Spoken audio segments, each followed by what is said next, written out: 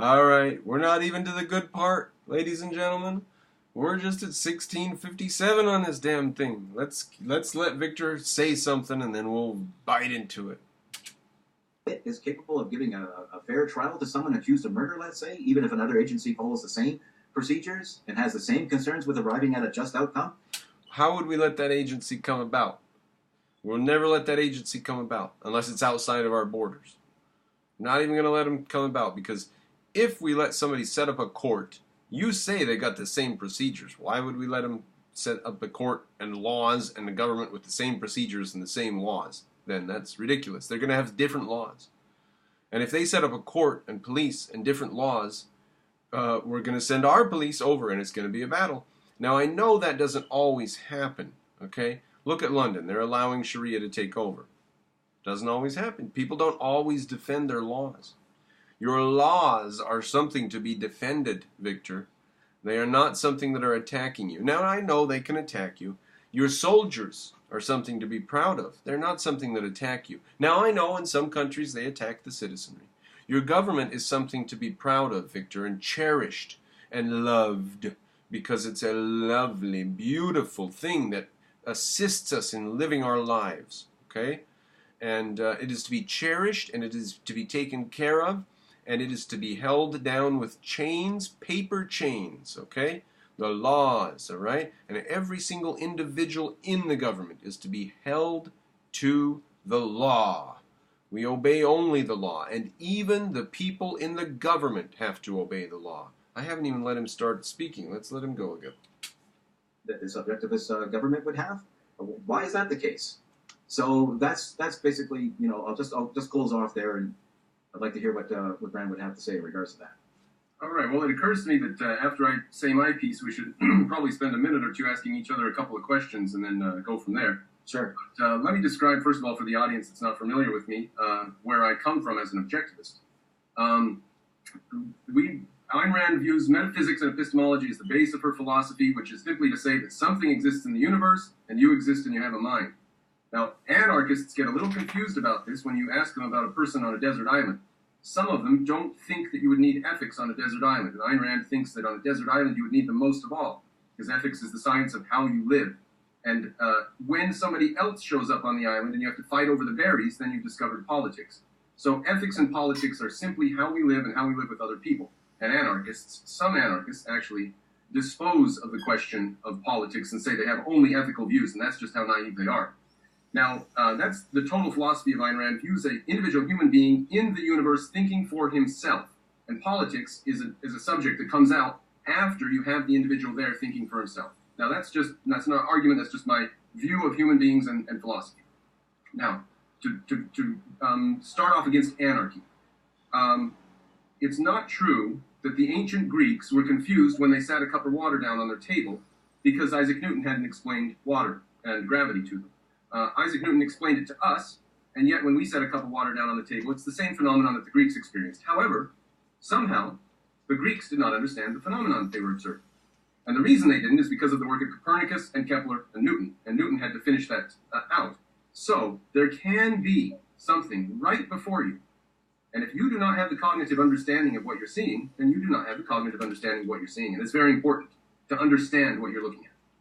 So that's the first point with anarchists. They've got to get this point through their head. Newton and his work were important. Now, to give a very simple illustration of this, you would never take a person seriously who said, I will now fly my airplane. And you would say to them, where is your airplane? And they'll say, I don't need to build it. I don't need to design it. I just need to fly it. And that is our view of the anarchists taking politics and ethics and starting to work with them there without the foundation. You haven't designed an airplane and you haven't built an airplane, and now you think you're going to go fly an airplane, and you look ridiculous.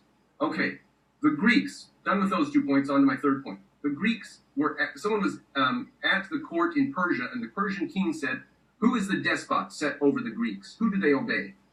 And this Greek who was visiting his court said, sire, the Greeks obey only the law. They obey no man. Now that sentence right there is the discovery of freedom. The Greeks knew it. And every society that's had an inkling of freedom since then knew it. That we do not obey men. We obey laws. And we write the laws. And if we don't write the laws, Then comes a revolution. Now, why do we have these laws?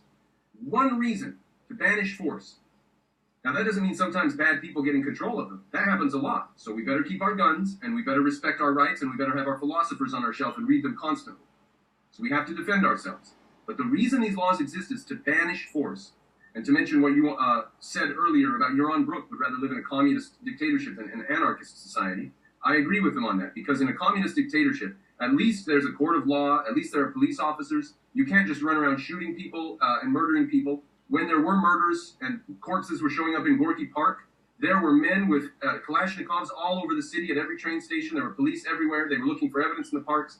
Now, during that time, they also arrested 2,000 or 3,000 or 5,000 people during that period and put them in a gulag. So I'm not in favor of that. It's definitely important who's in power and what they do, and we should definitely keep our guns. But the reason for laws is to banish the use of force from regular society.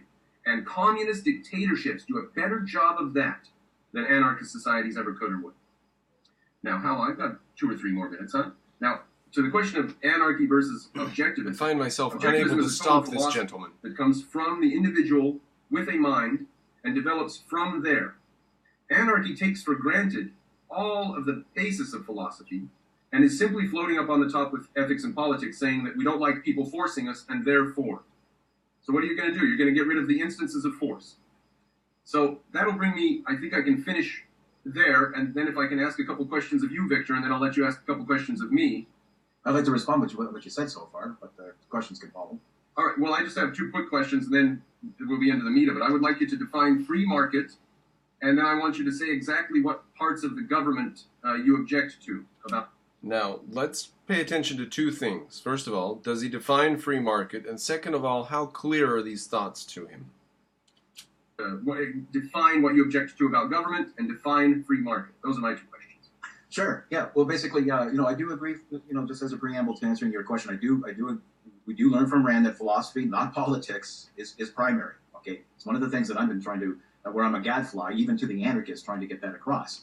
He keeps saying that he believes in objectivism and understands it and stuff. And I just become more and more suspicious.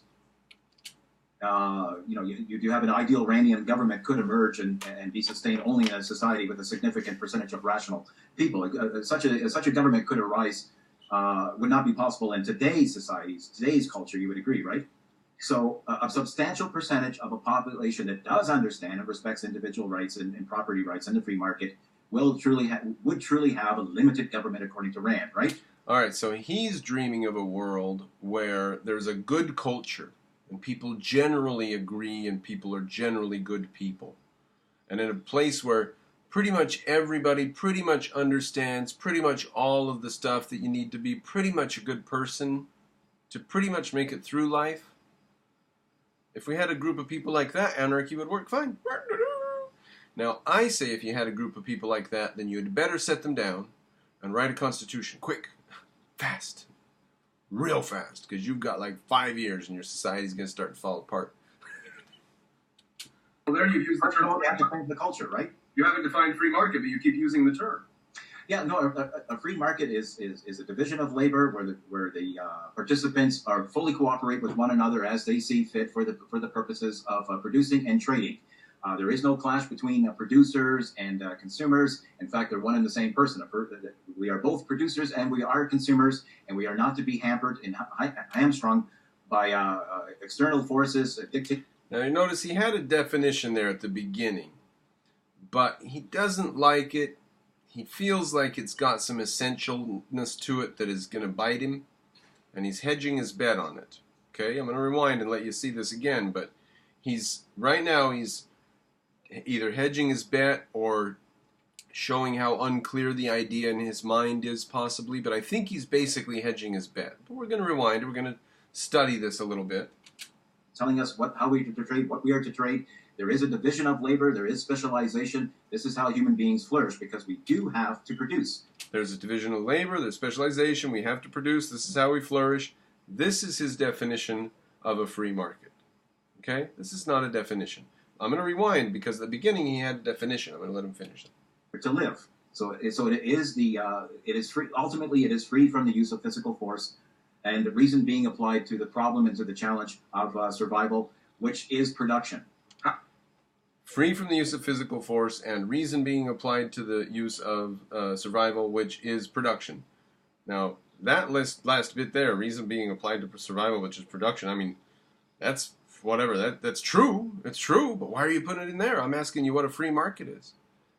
Now, if you're going into the deep philosophy of why we want and value free markets, then you're going to say things like, well, the individual has a mind and the sovereignty of his mind is important for its, its volition and free will. Yeah, you can go into some pretty deep philosophy. I didn't ask about that. I said, what is your definition of a free market? You see, he cannot essentialize exactly what is going on when he sees a free market. He would do well to think of a few examples of it and try to figure out what's going on, but he can't even do that. So let's rewind and see if he did a better job at the beginning. And see at the end there, he popped the definition in again there real quick. He said banishment of the use of physical force or something, no use of physical force. But then he just had to blur it out again with all these unrelated philosophical things that in this context had no meaning. How do those have any meaning for a free market? Now, of course, a free market's meaningless unless those things are true. But I'm asking you what a free market is. And you're saying, oh, well, man lives by the mind. Yes, now what are you going to do about that? Oh, well, man has to survive by the use of his mind. Well, yeah, okay, now what are you going to do about that? We're going to use a free market. Well, what is a free market already, Victor? Okay, let's try again. Consumers, in fact, they're one and the same person. Rise would not be possible in today's society, today's culture, you would agree, right? So a substantial percentage of a population that does understand and respects individual rights and property rights in the free market would truly have a limited government, according to Rand, right? Well, there you've used the term. They have to change the culture, right? You haven't defined free market, but you keep using the term. Yeah, no, a free market is a division of labor where the participants. A division of labor. Now, what does that have to do with the free market? In a free market, you're free to buy, sell, or trade however, and people do divide their labor. So it's a place where division of labor occurs. Now, is that an essential? Is that really an essential? Now, isn't it true that the division of labor really occurs in every market?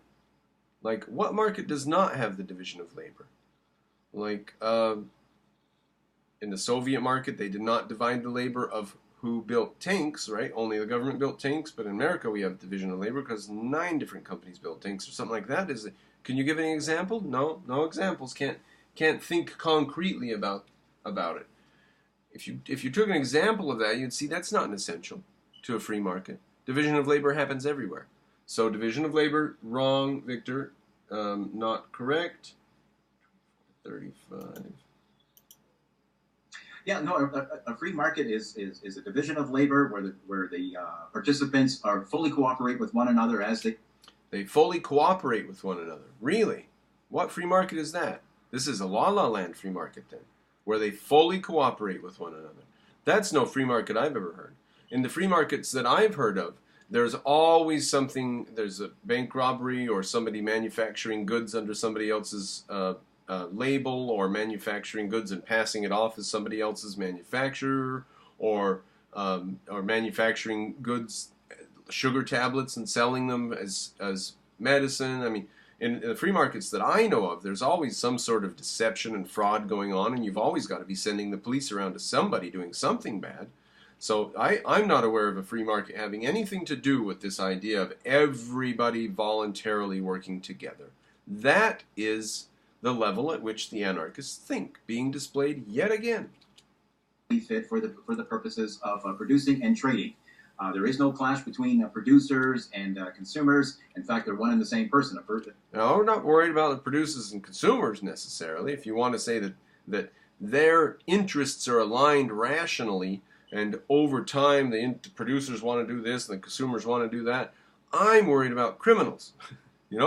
I'm worried about people that would break what I, right now, call laws. And you want to do away with laws, and you're going to replace them with laws, which is just part of his total confusion. We are both producers and we are consumers, and we are not to be hampered and hamstrung by external forces. Now I'm asking what a free market is. He says we're all producers, consumers, there's no conflict on our interests, and we're not to be hamstrung. Telling us how we are to trade, what we are to trade. There is a division of labor. There is By people telling us how to trade and what to trade. So that's regulation. How does that have to do with free market? I mean, if you ask me, I would say a free market would be a market where the government is not allowed to use physical force, and nobody's allowed to use physical force against each other. There. Physical force has been banished. The initiation, I got to put that word in there, don't I? I've got to put that word in there. The initiation of physical force has been banished. Retaliation has been handed over to a group of extremely ruthless and well-paid thugs. So watch out, okay? Don't mess with our society's consensual laws, right? Because we have some professionals looking after it. Socialization. This is how human beings flourish, because we do have to produce in order to live. So it is free. Ultimately, it is free from the use of physical force. So we have to produce in order to live. Therefore, what does that have to do with the free market? See, the way I define it is people who can't use physical force against each other, so they have to get along with each other some other way. Now, notice, Victor, that there's a lot of options in that, right? When I say you can't force other people, well, you can do lots of things. You can entice them, like making really tasty ice cream, and then they have to come get their ice cream from you because everybody else makes crappy ice cream. So then you cannot say that they are forced because they chose to come get the ice cream. Or you make a really good iPhone. Or you are really sexy and they have to come to your strip club to see you because all the other strippers are fat and ugly at all the other strip clubs. So you have something you give to people and they come and get it from you because they want it from you. That's the only way you can deal with people if you've banished physical force. And he wants to have, see, that leads to such immense wealth and such amazing things. You know, our technology in our society today is so amazing. And it blows their mind. They want to use that system to make government efficient too. No, guys, wait. First we built the government. And then all that stuff happened, okay? It's like we planted the seed, and then we got society, okay? You don't do it backwards. You don't take society and just say, whoosh, cut it off and run around with it. It's a bouquet of flowers. It's not going to last, you know? It's a tree. It's an orange grove. You've cut all the trees down to get the oranges off. That's what anarchy is. So. And the reason being applied to the problem and to the challenge of survival, which is production. How is it free from the use of physical force? Who stops the use of physical force in a free market?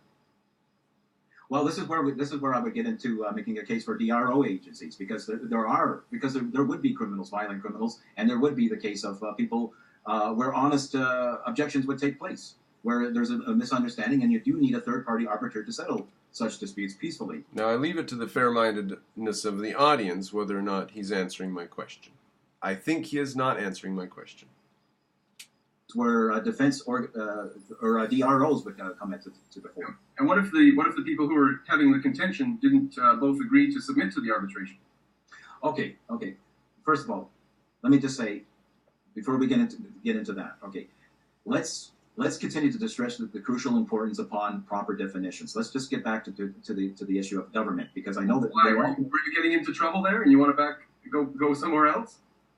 No, I want to define that. No, I'm making the case against government as being the answer that you're leading me to, because the government is far from the solution to any of these issues that might arise. No. I think I've made my case that it's the law that I'm making the case for here.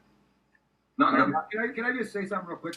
Yeah, I'm not defending government, right? That would be Soviet Russia, Nazi Germany. I'm not defending government. I'm defending laws, right? And I'm not even defending every law, am I? I'm only defending objective law, aren't I? Blows their hippie noodle. They just can't get it. Only simply because Brandon brought up the fact that he mentioned about the law.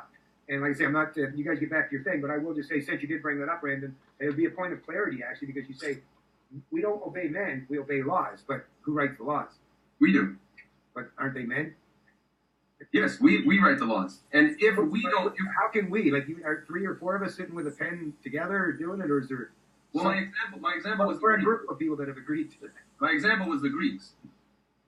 Right, but I was just throwing that at him there. I was just teasing him because the Greeks got together and they argued. Hundreds of them got together and argued, and whoever had the best argument won, and they would adopt his plan, and he would become the leader of the city.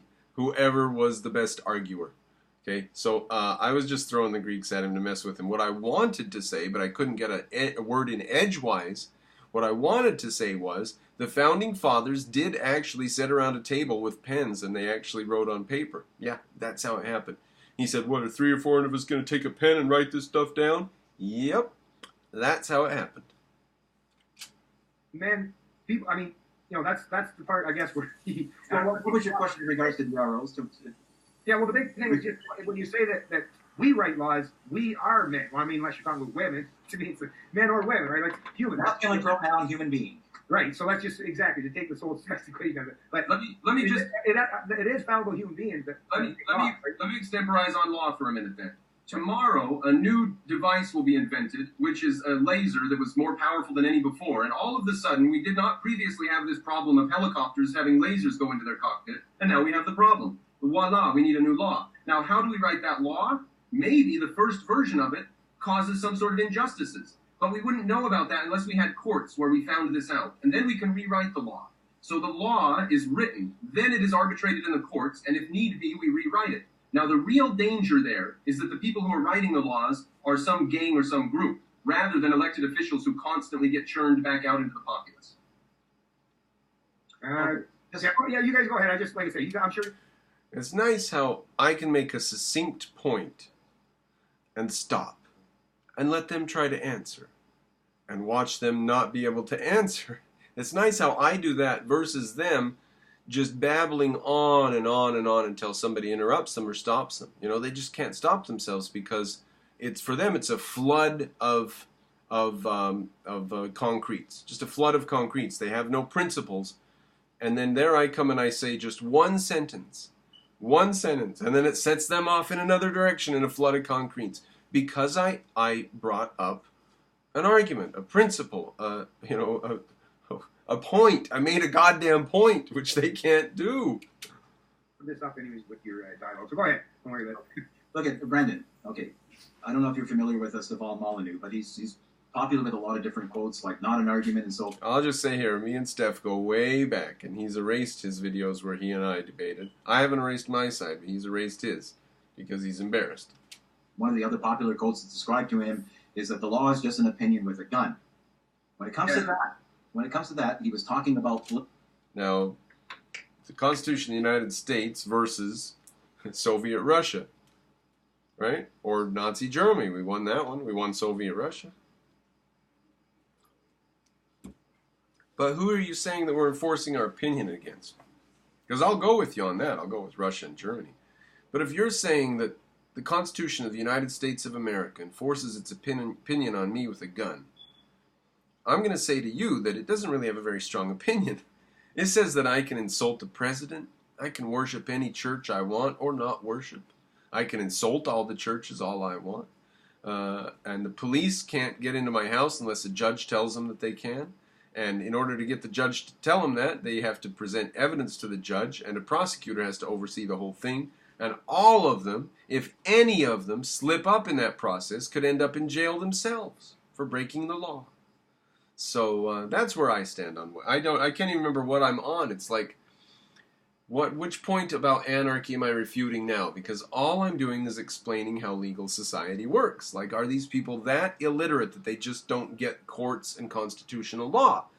But they're Canadians. So.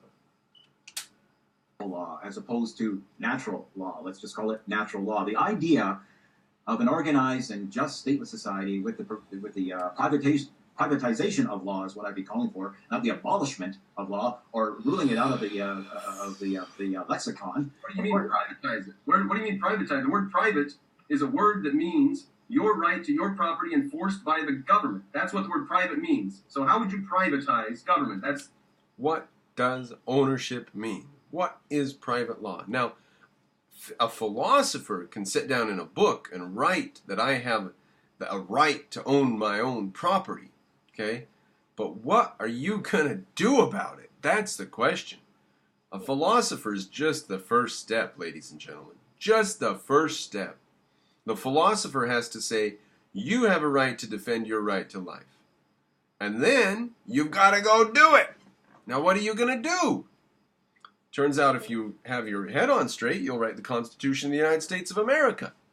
If you had your head on backwards, you would do some 15,000-page document like the European Constitution, which is a disaster, and we all can see it. So, whatever point I was answering there. That's flying your airplane before you build it, Victor. Well, you see, that's why we have to define what government is, because I'm not talking about privatizing government, and I'm not talking about competing governments. Let me define what the government is, so then we're not arguing midstream, as Rand would put. Now, was he or was he not talking about privatizing governments? Is he or is he not talking about competing governments? The more efficient ones. So, yes, he's talking about privatizing governments. Yes, he's talking about competing governments. Victor, doublespeak's not going to get you any... What's that going to get you, doublespeak like that? You're going to fool fools? The fools you succeed in fooling. That's the value you're going to get out of that, Victor. And level-headed and honest people are going to hear doublespeak like that and say, quite the contrary, sir. I think you are saying those things. So, just, I don't know what to do for you. Let's continue to stress the crucial importance upon proper definitions, if only for the sake of for the audience. So he just said 2 falsehoods, and then he said, let's do proper definitions, which is just throwing, just a distraction. He says 2 things that were not true, and then he said, now let's return to definitions. And we have seen Victor doing definitions, haven't we? We have seen his flood of concretes and his inability to essentialize, haven't we?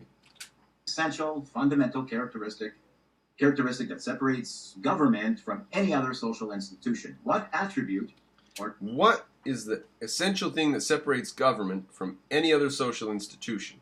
Well, first of all, I would say social institution is a term of things that apply underneath government, right? Once you have a government, then you have social institutions occurring, right? And the better your government is, and the more advanced and the more rights protecting it is, the more advanced your social institutions will become. So that's the first thing I would say. What's the difference between government and social institutions?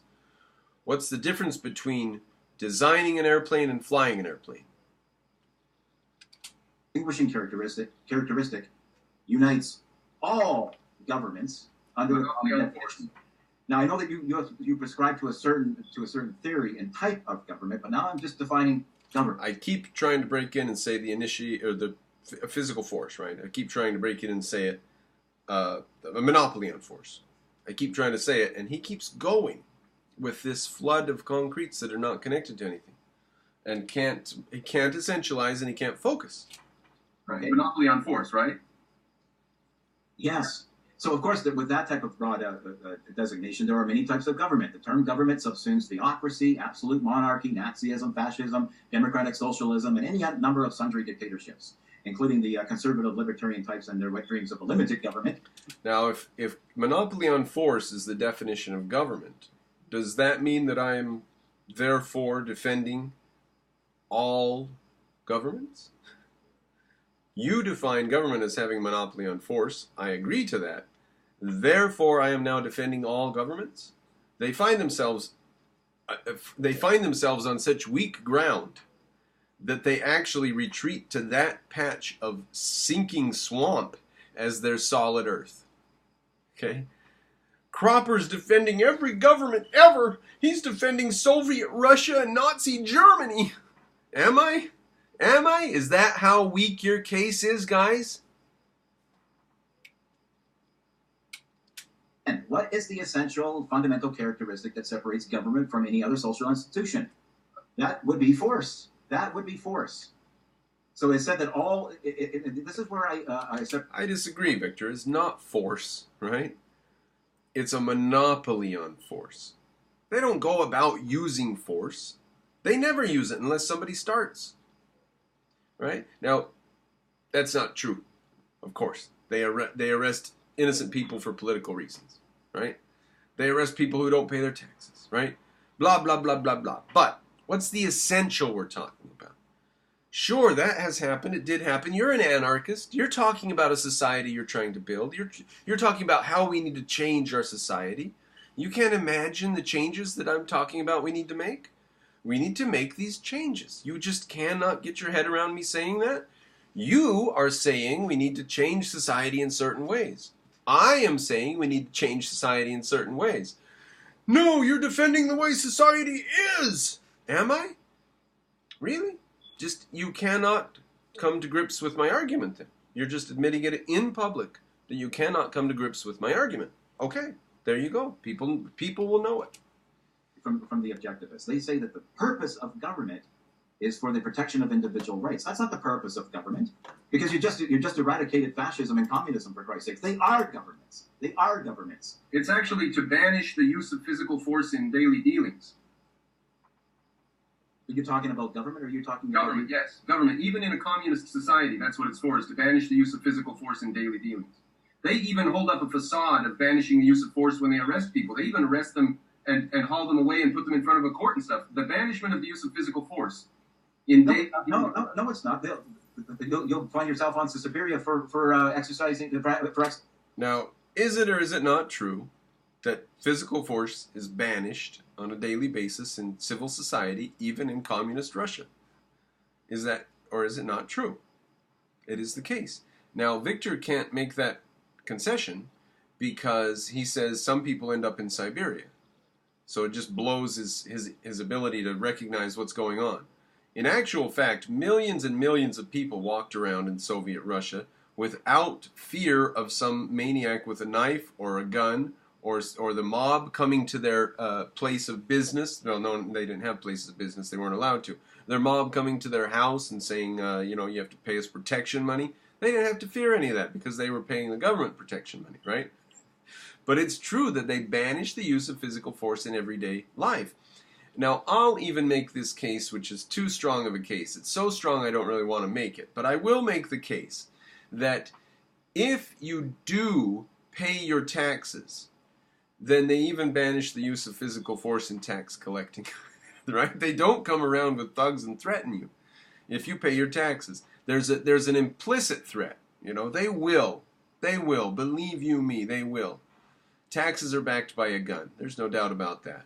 But even that, they don't use physical force even there. It's a consensual society where we all agree. Now, if you think your taxes are too high, vote somebody in. Taxes get dropped in America. We actually do cut taxes. Vote for a Republican. Quit voting for Democrats. Now, you guys in Canada are screwed. I understand they can't appreciate this. Taxes just go up and up and up and up and up, and more stuff gets taxed, and their society's collapsing.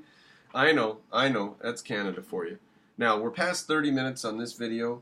We're at 32 minutes here out of an hour and a half. Now, I don't know how much of it we'll need to go through, but we're going to go through a little more. I suspect there's some more. So, thank you for joining me. If you appreciate this type of stuff, if you like this, Patreonize me. Okay? $5, $10, $20 a month, whatever you can do. And help me get a stream. Help me spend more time seeking out this kind of stuff. Maybe someday, ladies and gentlemen, possibly, I will meet someone who can debate me and be worthy of me as an opponent. But in order to do that, I'll need your Patreon stream, and I'll need to spend my time arguing with these people and debating them, and flying on a plane maybe somewhere to meet somebody and debate them. That would be neat, right?